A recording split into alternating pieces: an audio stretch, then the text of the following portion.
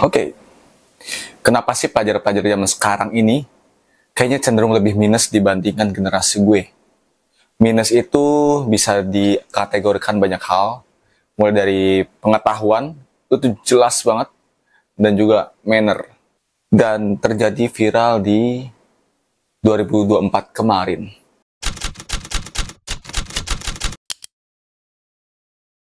Oh ya, ini wujud keresahan gue di bidang pendidikan gitu. Meskipun gue sadar gue juga di pendidikan juga nggak pintar-pintar amat gitu di zaman sekolah ya. Tapi kenapa akhir-akhir ini kayaknya yang viral di sosial media itu gue pikir gimmick, ternyata real. Pas gue temuin beberapa anak sekolah itu bukan cuma edukasinya aja, tapi manner juga minus gitu. Kayaknya kurang banget untuk menghargai orang atau peka sedikit terhadap kondisi sekitar. Nah, yang kayak lo tahu kan itu yang viral nih ya, Garut ada di Eropa. Itu cukup aneh banget. Dan terus beberapa pengetahuan umum lainnya nggak bisa dijawab juga sama si anak ini gitu, yang pada akhirnya kayak bahan cemoohan generasi-generasi milenial kali ya di zamannya gue ini gitu. Kok kualitas pendidikan seperti ini? Kok gue ngerasa gue gak goblok-goblok amat, termasuk salah satunya gue ngerasa menilai gue yang tidak pintar dalam pendidikan, tengah-tengah aja ataupun mediocre, ranking pun SMA aja gitu. Tapi melihat yang viral cukup aneh. Kok bisa kualitas pendidikan kok kayak gini gitu? Apa gara-gara kurikulum merdeka yang merdeka tapi tidak mau belajar? Ya merdeka belajar, tapi anaknya saking merdekanya susah banget gitu untuk mempelajari semua hal gitu. Padahal generasi sekarang ini kayak lebih enak dibandingkan generasi gue nggak sih gitu. Ya mungkin lo yang mewakili gue milenial kayaknya merasakan untuk mencari sesuatu apapun tuh susah banget. Dibandingkan generasi sekarang, apa-apa Google, apa bisa cari di TikTok, bisa salah satu caranya YouTube, ataupun platform lainnya yang berkaitan dengan edukasi atau kebutuhan si anak tersebut. Sedikit gue sangkutin sama politik, kayaknya gue lebih bersyukur kabinet sekarang pendidikannya diganti, dirombak gitu. Nah, Menteri Pendidikan sekarang diganti sama yang dulu pernah merancang namanya UN ya. Gue kurikulum 2013 atau segala macam. Sorry, gue lupa namanya. Lupa namanya siapa, tapi kayaknya ini akan lebih better dibandingkan menteri sebelumnya, Bapak Nadiem Makarim. Oke, gebrakannya bagus. Itu kurikulum merdeka. Tapi buat gue itu belum siap. Kenapa? Gue tahu harapannya Bapak Nadiem ini ingin merubah pendidikan yang lebih maju, lebih mapan, lebih baik. Karena satu, mungkin dia pengen mengikuti negara Finlandia yang dimana nggak ada ujian nasional. Oke? Dan dengan apa ya, kayak ujian nasional itu diganti dengan apa yang namanya kayak ujian praktek gitu ya. Akhirnya ujian praktek itu semua diakumulasikan dengan nilai raport. Tapi itu buat gue Indonesia belum siap untuk menerima perubahan itu. Yang ada adalah anak-anak tuh semakin santai, semakin malas, semakin ya merdeka gitu. Merdekanya tuh nggak ketolongan buat gue gitu. Ya dengan Menteri Pendidikan yang baru ini, gue harap yang katanya di 2025 atau kayaknya tahun ajaran 2025-2026 atau 2025 akan diterapkan namanya ujian nasional. Itu awalnya memang cukup kaget ya. Apa benar bakal dibikin ujian nasional lagi?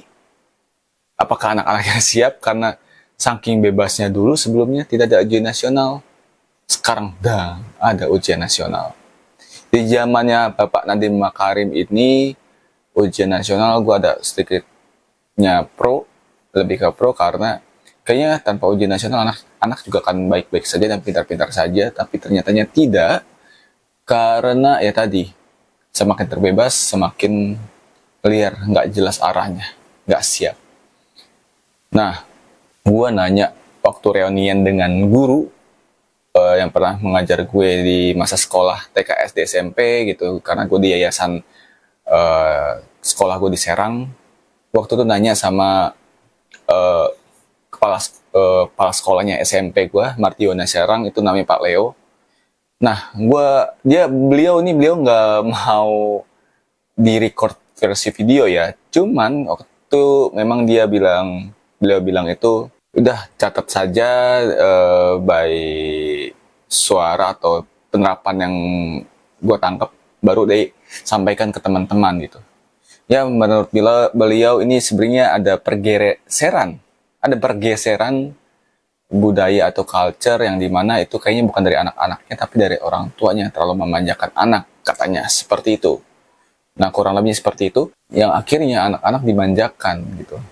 Ya, dimana itu anak-anak dari orang sorry, dimana orang tua dari anak-anak tersebut adalah generasi gua ke atas, mungkin 5 tahun di atas gua. Kayak kelihatan tua banget ya gue. Ya itu. Jadi si anak termanjakan fasilitas teknologi ya, apalagi terlebih dimanjakan dengan orang tuanya sendiri. Terus dibandingkan zaman gue itu tadi balik lagi serba sulit untuk mengakses informasi apapun. Semua harus ke warnet atau mencari buku di perpustakaan sekolah ataupun perpustakaan daerah. Bukan cuman itu sih.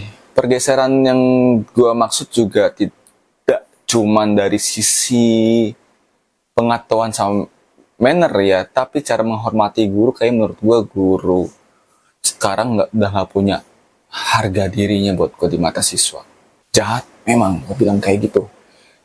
Karena buktinya adalah ada yang kasus yang viral guru honorer atau guru tetap ya, kurang tahu ya detailnya apa ya. Kurang lebihnya guru dia upload stories sosial media, nggak berani negur siswanya karena takut diviralkan. Ya meskipun gurunya juga agak salah sih ngeviralin si anak tersebut sosial media beliau. Tapi buat gue itu sebuah kesalahan terhadap anaknya juga.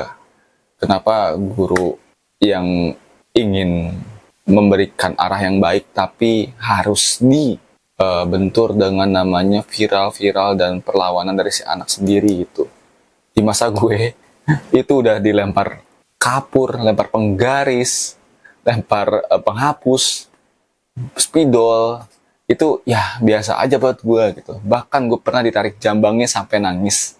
Itu sorry ya Pak Margono, itu yang membentuk gue sampai saat ini kuat itu. Jadi guru killer itu tidak selamanya buruk, teman-teman.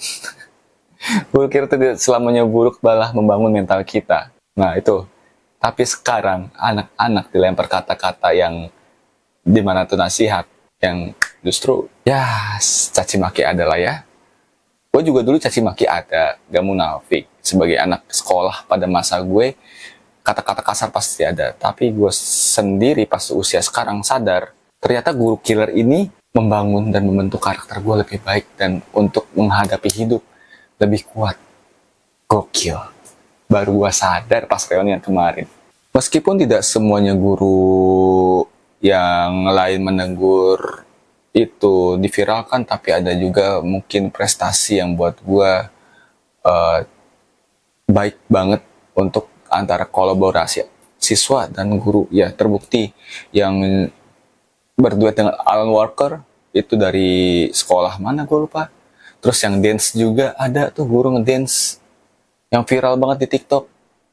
Nah itu gue harap siswa-siswa bisa berkolaborasi ya. Jangan sampai guru itu dianggap kayak musuh gitu. Udah membangun masa depan yang lebih baik dan gaji yang seadanya, tapi lo lebih membuat guru tidak ada harganya gitu. Gue bicara kayak gini karena gue pernah menjadi guru freelance sih. Selama 1 tahun itu cuman seni teater ya di homeschooling. Jadi gue ngerasain susahnya jadi guru seperti apa. Dan ya, wow, gokil guru-guru ini. Jadi gue balikin lagi sama lu yang mungkin masih di bangku pendidikan, yang apa ya, yang sudah lulus juga semoga bisa menyadari kalau guru itu berjasa banget untuk lu. Dan yang masih sekolah, coba belajar lebih baik dan kolaborasikanlah diri lu dengan guru supaya lebih berkembang. Itu dari gue.